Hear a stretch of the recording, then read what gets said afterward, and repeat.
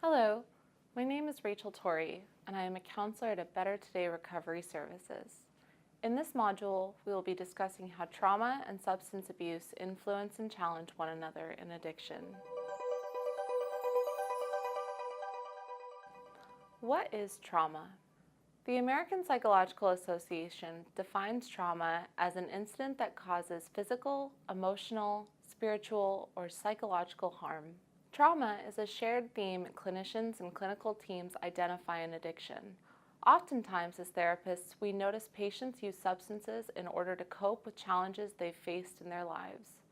Many patients begin using drugs recreationally, only to begin depending on them later on in life as a means of coping with difficult circumstances and memories. While some may deny any trauma in their lifetime, it's frequently seen that those who deny their worst memories are actually minimizing or discounting the difficulty of the experience or have become desensitized to the challenges they're facing. Trauma presents differently for everyone. There is no grading scale for traumatic memories, but rather the individual's perception and understanding of the traumatic memory and how this has led to the presenting issue of substance dependence and abuse. For example, in some instances, trauma can come in the form of a parent's divorce or each time someone has had to change homes. A traumatic memory could reflect the separation of child and parent, or in some cases, trauma arises from going to war or being present for a natural disaster. Trauma has no limits, no minimums, and no conditions. It simply exists because of the impact it has had on a person. In some cases, a person may not know how to respond or may be in denial about the effect such an event has had. Many people are often exposed to traumatic events over and over, which may lead to a desensitization or a feeling of indifference, apathy, or numbness towards the trauma. Essentially, a person may come to an accepting view of the problem and no longer try to change the problem or the feelings the person has surrounding the issue. What the person often fails to do, however, is realize that the issue unknowingly continues to negatively impact their daily living and quality of life.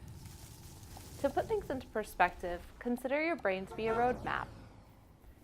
As a child, your brain creates a new road every time you see a new color for the first time or speak a new word. As you continue to develop, your brain holds on to these pathways and decides which ones you need most based on the frequency in which they are used. For instance, one important pathway our brain forms is language. The fact that you use language every day causes your brain to pave that road.